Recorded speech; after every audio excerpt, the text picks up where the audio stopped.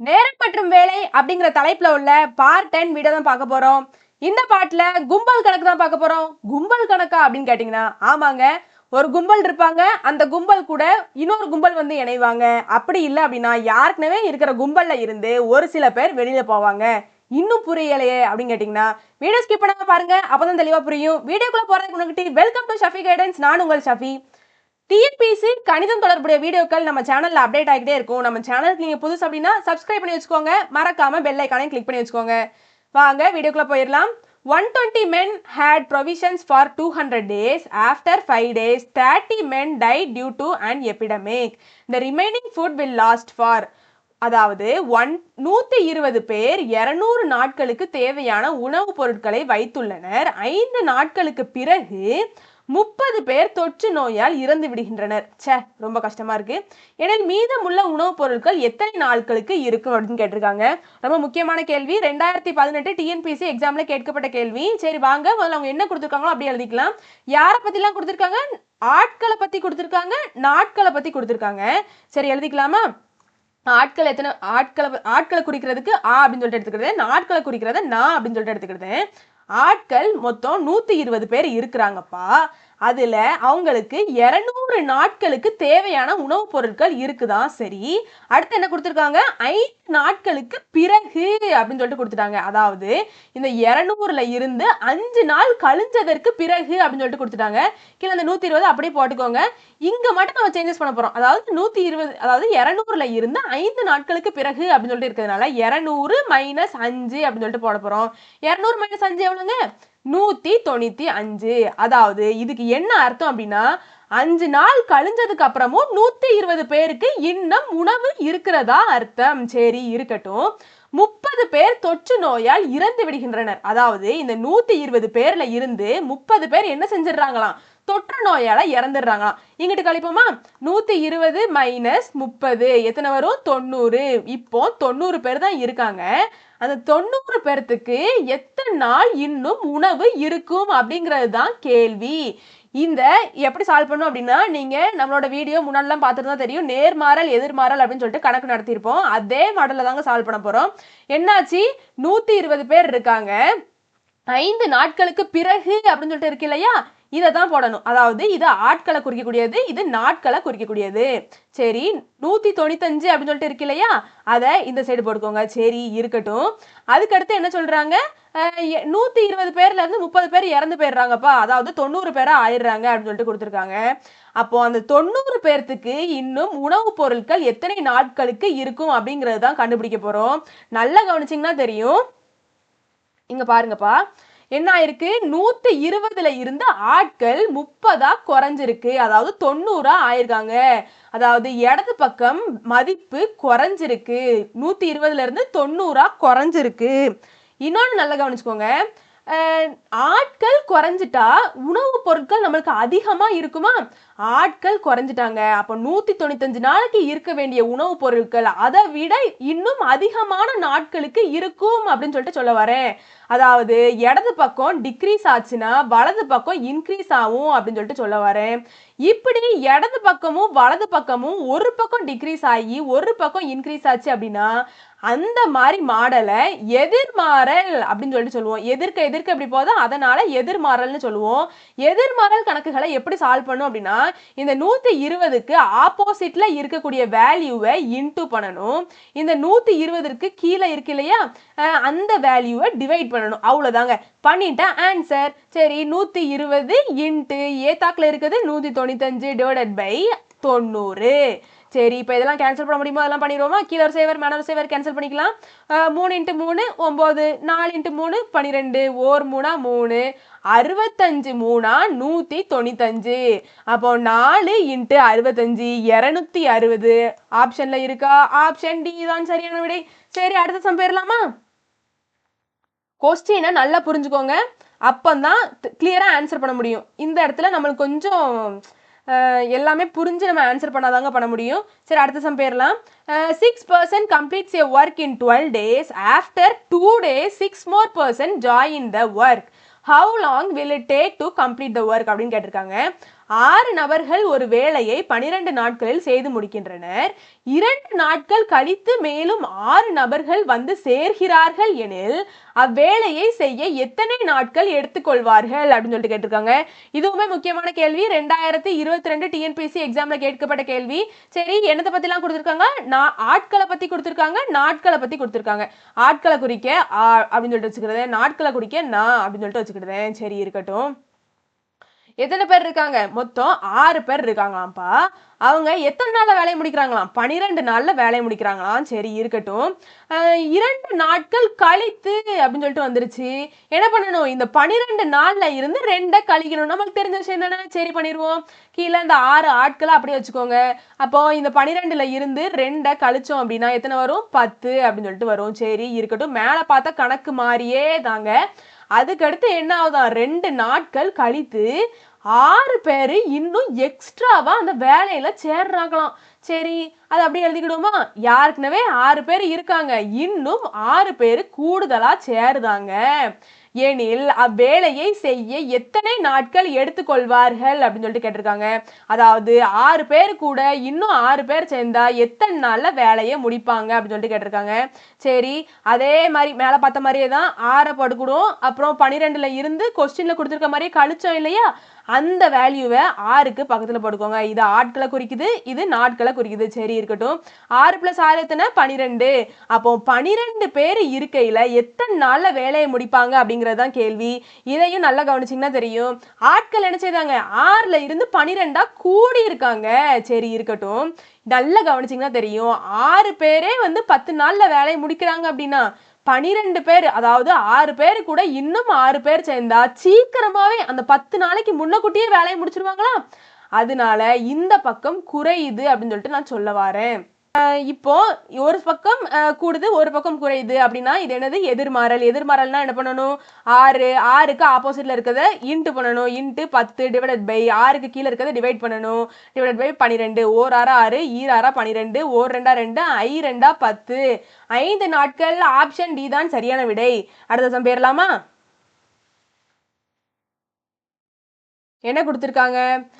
In a military camp there are 200 soldiers.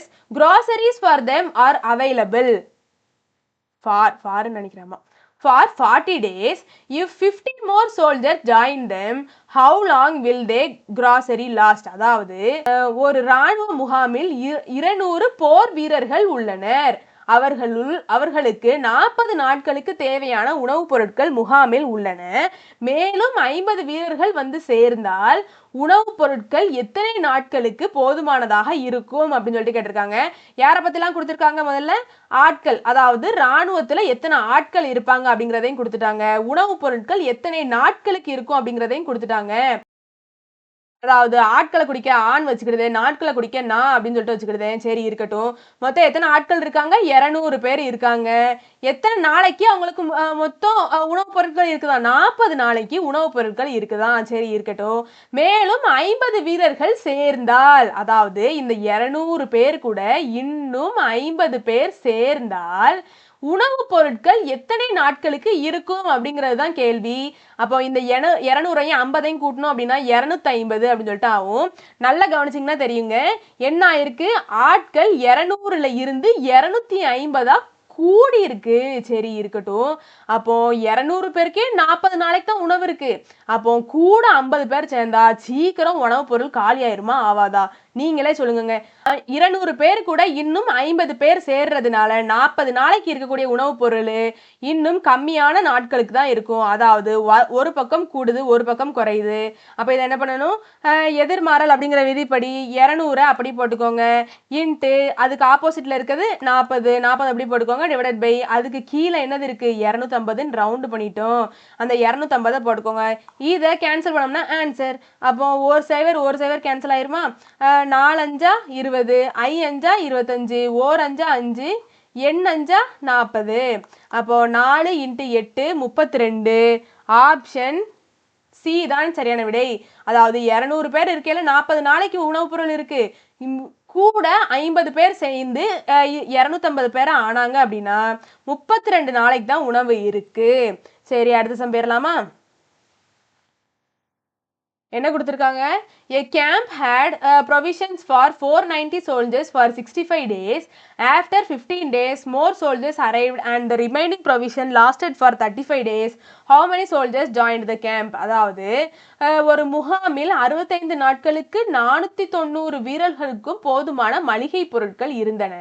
15 நாட்களுக்கு பிறகு மேலும் பல வீரர்கள் முகாமிற்கு வந்தால் மீதம் இருக்கும் மளிகை பொருட்களானது 35 நாட்களுக்கு மட்டுமே போதுமானதாக இருந்தது எனில் எத்தனை வீரர்கள் முகாமில் சேர்ந்தனர் அப்படின்னு சொல்லிட்டு கேட்டிருக்காங்க. இதுவும் முக்கியமான கேள்வி. 2022 டிஎன்பிஎஸ்சி எக்ஸாம்ல கேட்கப்பட்ட கேள்வி. இது கொஞ்சம் டிஃப்ரெண்டா இருக்கு. என்ன கொடுத்துருக்காங்க? யாரை பத்திலாம் முதல்ல கொடுத்துட்டாங்க? ஆட்களையும் நாட்களையும் கொடுத்துட்டாங்க. அப்போ சரி எடுத்துக்கிடுவோம். என்ன சொல்லியிருக்காங்க? 490 வீரர்கள் இருந்திருக்காங்களாம்ப்பா. சரி, அவங்களுக்கு 65 நாட்களுக்கு தேவையான பொருட்கள் எல்லாமே அந்த கேம்ப்ல இருக்குதான். அதுக்கப்புறம் என்ன ஆயிடுச்சு? 15 நாட்களுக்கு பிறகு, அப்ப 65 நாள்ல இருந்து என்ன செய்யணும்? 15 கழிக்கணும். கழிச்சிருவோமா? அப்போ 490 அப்படி போட்டுக்கோங்க. அப்போ 65 கழிப்போம். 65 மைனஸ் 15. சரி இருக்கட்டும். 65ல இருந்து 15 கழிச்சோம் அப்படின்னா எத்தனை வரும்? 50 அப்படின்னு சொல்லிட்டு வரும். சரி இருக்கட்டும். அதுக்கடுத்து என்ன கொடுத்துருக்காங்கன்னு பாருங்க. முகாமிற்கு பல வீரர்கள் முகாமிற்கு வந்ததால் மீதம் இருக்கும் மளிகை பொருட்களானது 35 நாட்களுக்கு மட்டுமே. அதாவது இந்த 490 பேர்ல இருந்து இன்னும் கொஞ்சம் வீரர்கள் எக்ஸ்ட்ராவா ஆட் ஆயிருக்காங்க. எக்ஸ்ட்ராவா என்ன செஞ்சிருக்காங்க? ஆட் ஆயிருக்காங்க. அவங்களுக்கு நம்ம சாப்பாடு போட்டோம் அப்படின்னா என்னதான் ஆகுதா? 35 நாட்களுக்கு மட்டும்தான் போதுமான உணவு இருக்குதான். அதாவது 490 பேர்ல இருந்து எக்ஸ்ட்ரா எத்தனையோ பேர் ஆட் ஆயிட்டாங்க. அதனால 50 நாளைக்கு இருந்த உணவு 35 நாளைக்கு தான் இருக்குதான். அப்போ எத்தனை பேர் எக்ஸ்ட்ராவா ஆட் ஆயிருப்பாங்க அப்படின்னு சொல்லிட்டு கேக்குறாங்க. இதுதான் கேள்வி. அப்போ 490 அப்படி வச்சுக்கோங்க. இது ஆட்கள். 50, அதாவது 65ல இருந்து 50 கழிச்சோம் இல்லையா? அந்த 50 அப்படி போட்டுக்கோங்க. சரி இருக்கட்டும். மிச்சம் 35 நாளைக்கு தான் உணவு இருக்கு. எத்தனை பேரோ சேர்ந்ததுனால 35 நாளைக்கு தான் உணவு இருக்கு அப்படின்னு சொல்லிட்டு சொல்லியிருக்காங்க. எத்தனை பேர் சேர்ந்திருக்காங்க அப்படிங்கிறது நம்மளுக்கு தெரியல. அதனால எக்ஸ் அப்படின்னு சொல்லிட்டு எடுத்துக்கிடுவோம். இப்போ நல்லா பாருங்க. 50 நாட்களுக்கு உணவு இருக்கையில 490 பேரால சாப்பிட முடிஞ்சது. அப்படிதானே? அப்ப 35 நாட்களுக்கு உணவு இருக்கையில, அதாவது நாட்கள் குறைஞ்சிருக்கு, ஆட்கள் கூடுது அப்படின்னு சொல்லிட்டு சொல்ல வரேன். இப்படி இருந்துச்சுன்னா என்ன பண்ணணும்? எதிர்மாறல் விதிப்படி 490 ஆப்போசிட்ல இருக்கிறது 50 டிவைடட் பை கீழே 35 இருக்கு, அது அப்படி போட்டுக்கலாம். இப்ப கேன்சல் பண்ணிடலாமா? 7 5 35, 1 5 5, 0 அப்படி போட்டுக்கோங்க. 1 7 7, 7 × 7 49, 0 அப்படி போட்டுக்கலாம். Equal to 700. அதாவது 700 பேரு எக்ஸ்ட்ரா, அதாவது 700 பேர் மொத்தமாக இருந்ததுனால, 700 பேர் மொத்தமா இருந்ததுனால, அந்த கேம்ப்ல மொத்தமா 700 பேர் இருந்ததுனால 35 நாளைக்கு அவங்களுக்கு சாப்பாடு போட முடியுது அப்படின்னு சொல்லிட்டு சொல்லுதாங்க. ஆனா நம்மளுக்கு கேள்வி அதுவா? இல்லவே இல்லைங்க. நல்ல வாசிங்க. எத்தனை வீரர்கள் முகாமில் சேர்ந்தனர் அப்படின்னு சொல்லிட்டு கேட்டிருக்காங்க. நம்ம இப்ப கண்டுபிடிச்சிருக்கிறது என்னது? எத்தனை பேர்த்துக்கு மொத்தமா 35 நாள்ல உணவு போட முடியும் அப்படிங்கறது தான் கண்டுபிடிச்சிருக்கோம். இந்த 700ல இருந்து இந்த 490 கழிச்சிட்டோம் அப்படின்னா, அதாவது 700ல இருந்து 490 கழிச்சிட்டோம் அப்படின்னா எத்தனை பேரு எக்ஸ்ட்ராவா சேர்ந்திருக்காங்க அப்படிங்கிறது நம்மளுக்கு கிடைச்சிருமா? அதுதாங்க பண்ண போறோம். 700ல இருந்து 490 கழிச்சோம் அப்படின்னா 210 அப்படின்னு சொல்லிட்டு வரும். அப்போ எக்ஸ்ட்ராவா ஆட் ஆனவங்க 210 பேரு. ஆப்ஷன் டி தான் சரியான விடை. நல்ல கொஸ்டினை வாசிங்க. கொஸ்டினை வாசிக்கலன்னா ஒண்ணுமே பண்ண முடியாதுங்க.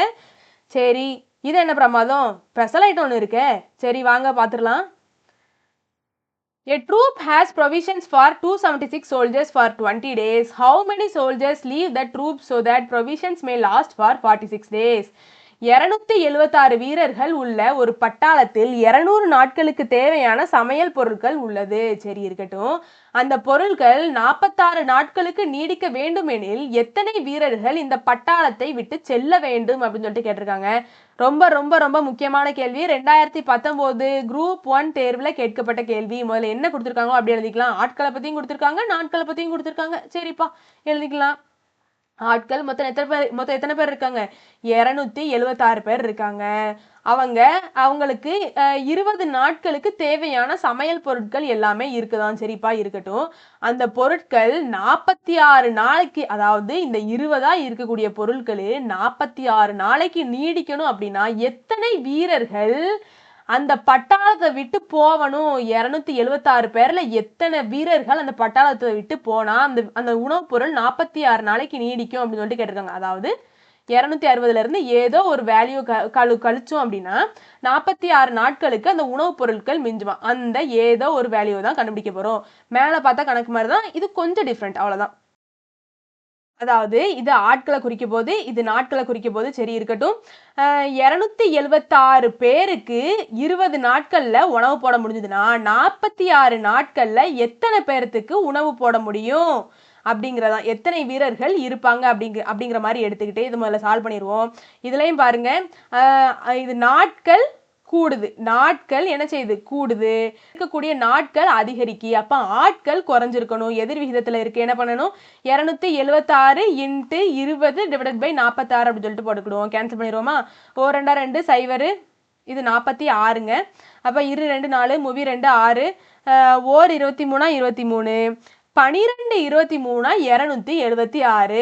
அப்போ இந்த 12ஐயும் 10ஐயும் பெருக்கணும் அப்படின்னா 120 வீரர்கள் இருந்தா அவங்களுக்கு 46 நாள் உணவு போடலாம்.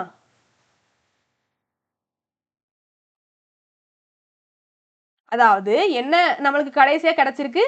120 வீரர்கள் இருந்தா அவங்களுக்கு 46 நாள்ல சோறு போடலாம் அப்படின்னு சொல்லிட்டு கிடைச்சிருக்கு. நம்மளுக்கு அதுவா கேள்வி? இல்லவே இல்லைங்க. நல்லா பாருங்க, எத்தனை வீரர்கள் இந்த பட்டாளத்தை விட்டு செல்ல வேண்டும் அப்படிங்கிறத கேட்டிருக்காங்க. அப்போ இப்போ இந்த 220 276ல இருந்து கழிச்சிட்டோம் அப்படின்னா எத்தனை பேர் வெளியில போகணும் அப்படிங்கிறது கிடைச்சிருமா? அதாவது 276 - 120 ஈக்குவல் டு 276 120 கழிச்சோம் அப்படின்னா 156 அப்படின்னு சொல்லிட்டு வரும். அதாவது 156 பேர் வெளியில போனாதான் 46 நாட்களுக்கு உணவுப் பொருள் மிஞ்சும். ஆப்ஷன் பி தான் சரியான விடை. இந்த வீடியோ உங்களுக்கு பிடிச்சிருக்கும் நம்புறேன். வெற்றியை நோக்கிய உங்கள் பயணத்திற்கு என் வாழ்த்துக்கள். நன்றி, வணக்கம்.